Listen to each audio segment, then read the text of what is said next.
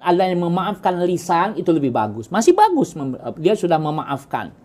Tetapi di hatinya masih ada sesuatu, katakan dendam, macam-macam. Tapi dia kendalikan, gitu kan? Makanya kan ciri-ciri orang yang puasanya yang siamnya benar atau berhasil, ciri orang bertakwa itu salah satunya tadi dia bisa mengendalikan emosi. Tidak dia ucapkan, padahal dia juga dendam, tapi dia tidak buktikan dalam ucapan. Dia tahan.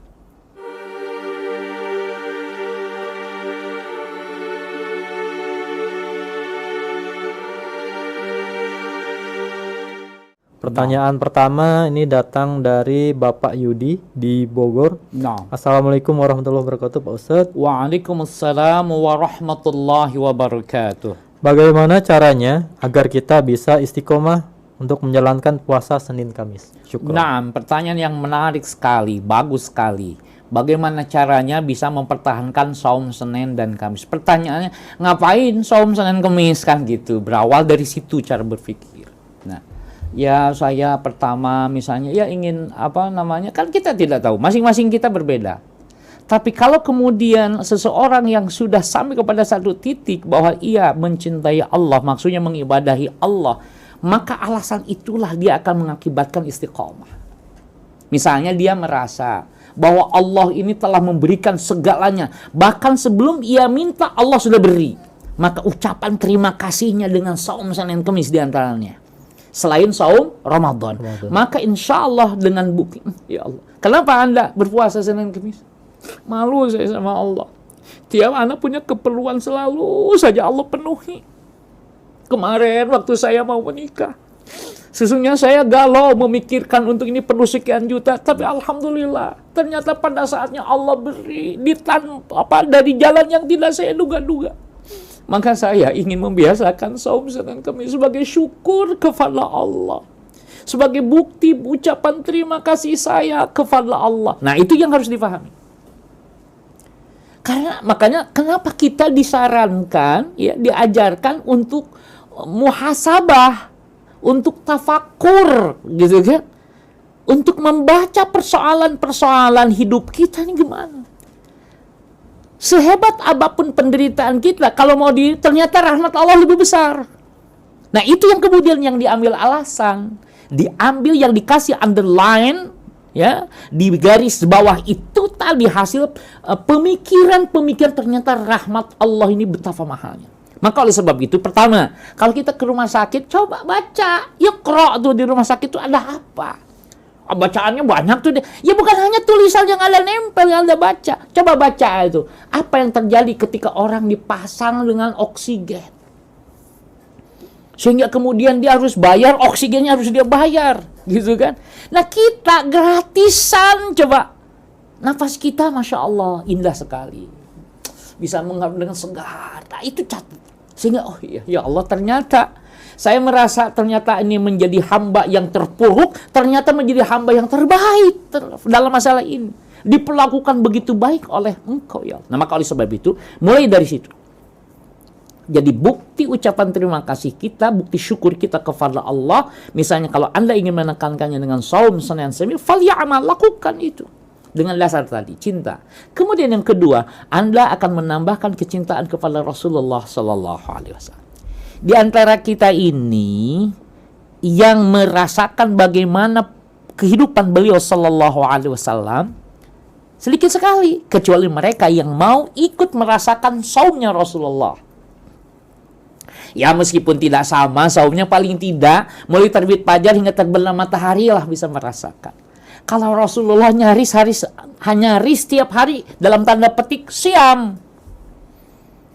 Nyaris tiap hari, saya katakan. Kenapa? Karena kata istrinya ketika beliau wafat, apa kata istrinya? Wahai orang yang tak pernah kenyang. Kalaupun makan, nggak pernah kenyang memang. Tetapi dalam masalah ini, bukan sekedar yang tak pernah kenyang itu karena makan. Bukan. Karena beliau selalu membatasi masalah itu. Beliau kendalikan. Bahkan beliau lebih mendahulukan orang lain, mendahulukan umatnya dalam masalah itu. Nah, kalau kita Nabi beralasan diantaranya saum Senin Kamis apa? Karena pada hari itu amalan dilaporkan. Apalagi kalau kemudian mau ditaksis karena pada hari itu maksudnya isnain aku dilahirkan. Maka kemudian sebagai bukti cinta kepadanya kita ikuti Senin Kemis, dihayatin. Seperti ini tuh masih tetap aja ambigu. Karena seperti ininya kita belum sampai kepada hakikat seperti ininya Rasulullah gitu loh. Ya, karena ambigu itu bagus dugaan kita aja. Oh, seperti ini saumnya Rasul. Enggak, beda gitu kan, bahwa kemudian kita mengatakan seperti ini karena kita dari seperti ini yang jauh seperti saum Rasul aja kita merasakan sesuatu, ada kenikmatan. Nah, maka oleh sebab itu agar bisa istiqomah salah satunya begitu ya. Ini tentu di tahap yang di tingkat-tingkat yang yang sudah sampai kepada pemahaman itu gitu ya. Nanti juga kita juga kemudian dengan penjelasan saya tadi, tidak boleh kemudian kita katakan begini, kamu ini nggak berterima kasih kepada Allah, jarang kamu saum Senin Kamis, kan jadi masalah tuh. Kalau dibalik penjelasannya itu kemudian dibalik kan jadi masalah. Nah, maka oleh sebab itu saya mengambil dari sisi agar kita bisa istiqomah, bukan kemudian menjustifikasi orang lain yang tidak saum Senin Kamis.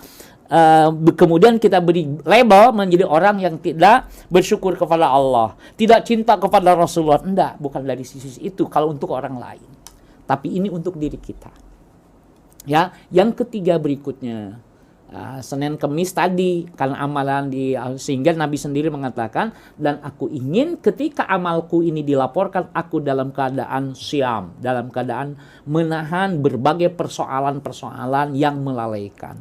Nah, maka saum juga itu maksudnya, sehingga merasa nanti ketika dilaporkan si fulan sedang apa, kan begitu, dan Allah Maha tahu, begitu ke dalam hadis-hadis itu ya, dan Allah Maha tahu, oh sedang berpuasa ya.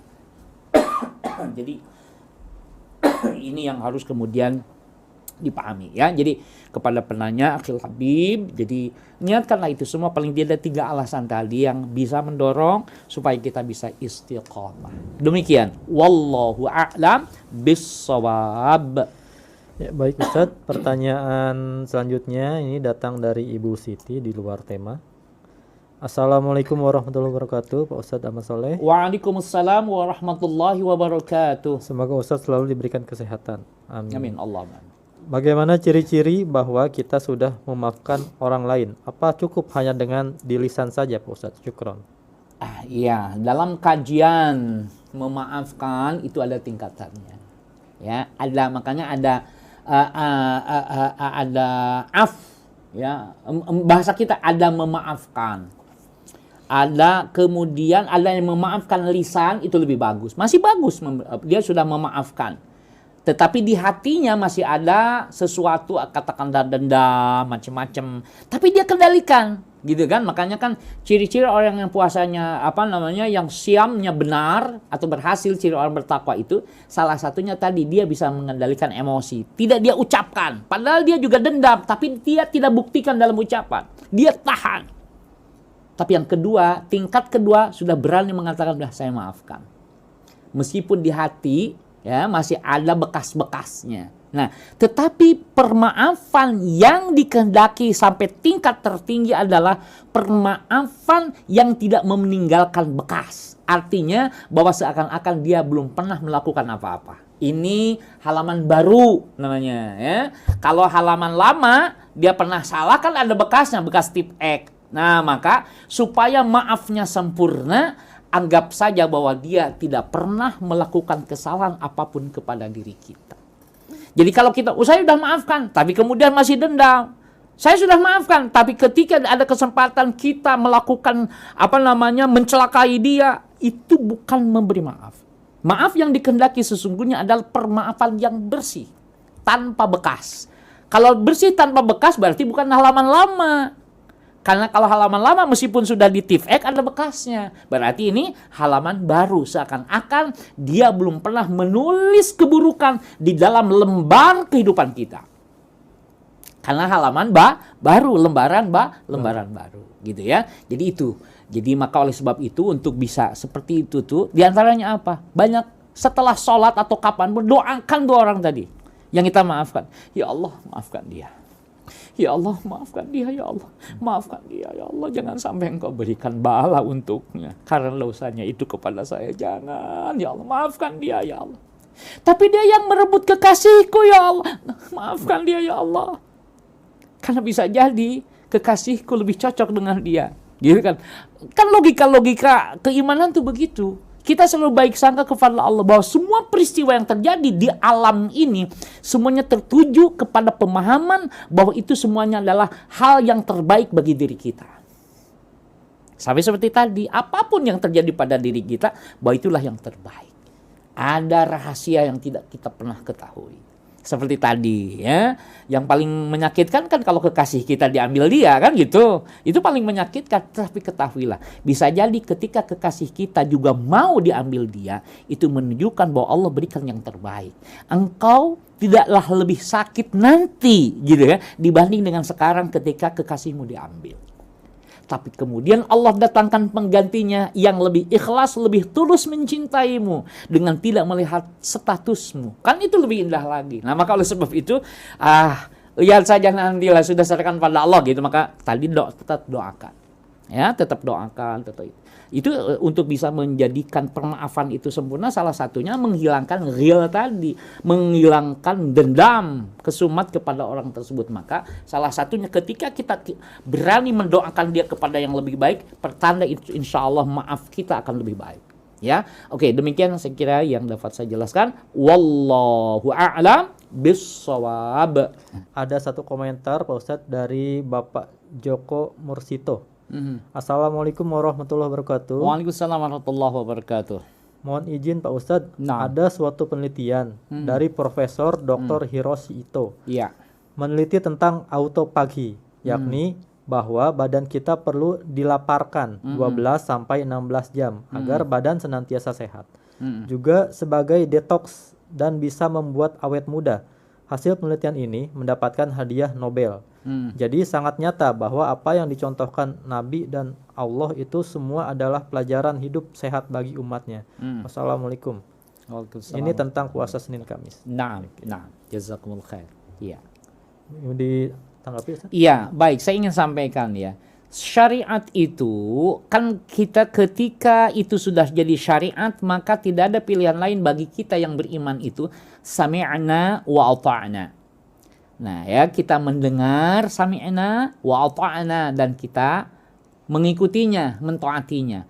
Adapun nanti orang mencari rahasia itu boleh saja, salah satu itu tadi penelitian. Oh ternyata seperti ini. Itu maka kebanyakan kemudian orang mendapatkan hidayah Islam itu dari penelitian-penelitian semacam itu.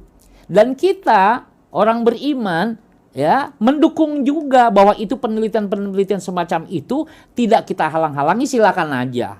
Tapi yang jelas kami sebelum penelitian juga itu terbukti, kami tetap iman karena ini diperintahkan oleh Allah dan Rasulnya. Begitu ya.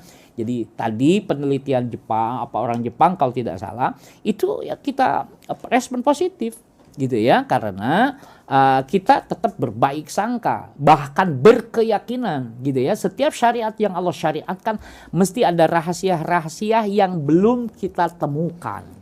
Baru kemudian dengan riset-riset ditemukan, oh itu pun baru satu rahasia, belum rahasia yang lain gitu ya. Jadi demikian saya kira respon positif terhadap sebuah penelitian tadi ya. Oke, demikian. Ya, terima kasih ya Bapak Joko atas komentarnya.